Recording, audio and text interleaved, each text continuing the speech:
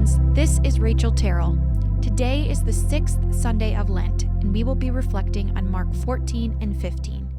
We encourage you to read Mark 14 and 15 each day this Holy Week, asking the Holy Spirit to reveal fresh revelation and truth to you. We have come to the most sobering chapters of our journey through Mark: the Last Supper, Jesus' cry in the garden, his betrayal, and his crucifixion. It is imperative that we take time this Holy Week to remember and lament. Although these are biblical practices we see throughout the Scriptures, they are often a lost practice in contemporary Christianity. So let's practice them this week. As we read through these chapters, we can't help but notice how fickle the human heart and devotion is. We see it in many characters, over and over again. First, we see it in the chief priests and the scribes as they plot to kill Jesus. They are the religious leaders of the Jewish day, meant to be wholly devoted to the Scriptures and know them the best. And yet, they refuse to acknowledge Jesus fulfilling well-known prophecies because of their zeal for power and control. Next, the most glaring example is Judas Iscariot, the disciple who betrays Jesus. He has walked with Jesus all over the countryside, eaten and slept beside him, heard his teachings, and seen his miracles. And yet, he gives Jesus over to death, the worst kind of betrayal. We can only speculate why this is: greed, resentment, coercion. How fickle our human hearts must be if we are capable of doing this to a friend.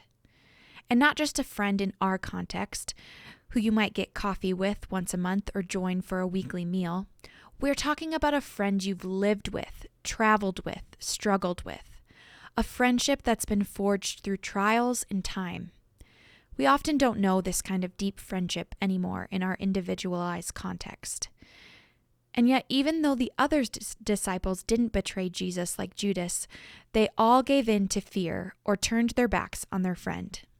First, we see that Peter, James, and John cannot stay awake and watch with Jesus as he prays in the garden, even after he has warned them that the hour is coming when he will be betrayed. You would think this warning would put them on high alert in defense of their friend, or at least that they would pick up on Jesus' state of dread for the coming hour and want to comfort him. But no, they repeatedly fall asleep, giving in to the physical demands of the human body. Though they may in heart love Jesus, their physical state takes over. Later, when the chief priests, scribes, and elders come to capture Jesus and take him to the high priest, all of the disciples scatter like sheep, just as Jesus predicted when he referenced the Old Testament prophecy. Their fear of the clubs and swords that the council brings swallows their loyalty to their teacher and friend. And of course, we have Peter, who obstinately tells Jesus that even if everyone else deserts him, he would never do that. And yet, just as Jesus foretells, Peter denies Jesus publicly 3 times. Peter has seen the religious leaders take Jesus away to be killed, and he fears the same for himself. Not many of us know the kind of fear where our lives flash before our eyes and we have the chance to do something about it. It's easy to separate ourselves from this narrative and think, how could he? But survival instincts took over and were stronger than Peter's bold loyalty from a few hours previously. These chapters reveal the state of the human condition for all of us, our fickle devotion.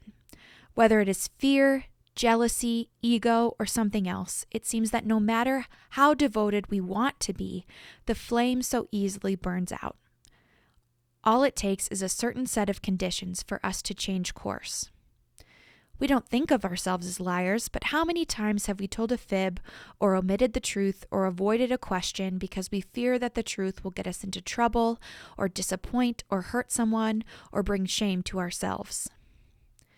We think of ourselves as Christ followers, but how many times have we avoided bringing up our faith in a conversation or hid that part of our lives because we are afraid of what someone will think of us? How many times have we felt deep connection or revelation with God, committed to a fast or repented from a certain sin, only to find ourselves numb and right back in the same pattern a week later? How many times have we praised, prayed, and been convicted in church on Sunday, only to realize that by Wednesday, we haven't even thought of the sermon once this week? When we are truly honest with ourselves and set aside time for the Holy Spirit to search us, we realize that no matter our intentions, this is who we are. But as we see ourselves as we truly are, we make space to see Jesus as he truly is. In the light of our failings, it is all the more remarkable that Jesus is not fickle like us. In Mark 14:34, it says that Jesus was overwhelmed with sorrow even to the point of death. And yet, falling to the ground, he still prays, "Abba, Father, everything is possible for you. Take this cup from me, yet not but what I will, but what you will." And when the chief priests and scribes come to him to take him away, he goes willingly, saying, "Let the scriptures be fulfilled." And when the high priest gave Jesus the chance to defend himself against false allegations, stopping the whole procedure and his march to death, Jesus remained silent. And when Pilate gave Jesus a similar opportunity, a second chance to stop his torture, Jesus agreed with the accusation that would ultimately condemn him to death. And as he was mocked, he remained quiet. As he was beaten, he remained submissive. As he was tortured, when offered wine mixed with myrrh, which was meant to have a numbing effect from the pain, he refused even that small reprieve. Jesus is anything but fickle, and perhaps these chapters are meant to show us the contrast, to show us that though what we have to offer God is our fleeting devotion, he pursues us just the same. He stands on the beach making us breakfast and commanding us again to live like him. He died for us so we would never run out of chances to return to him like the prodigal son. In the reunion, we are tied again to him, another tether closer to his heart. Even when we think we are doing okay on our own, when our individuality and self-sufficiency seem louder than our need for God, the events of Holy Week and the characters within it give us yet another chance this Lent to cultivate our desperation for God and to taste afresh the sweetness of his love. Our prayer is that you set aside time this Holy Week to reflect and lament, to see yourself in these characters as you truly are, not in a disparaging way, because we are all caught up in the same human condition together, but in a way that makes the gravity of Jesus' love and sacrifice fuller and fresher to you this year. We look forward to celebrating Easter with you next week with one last reflection.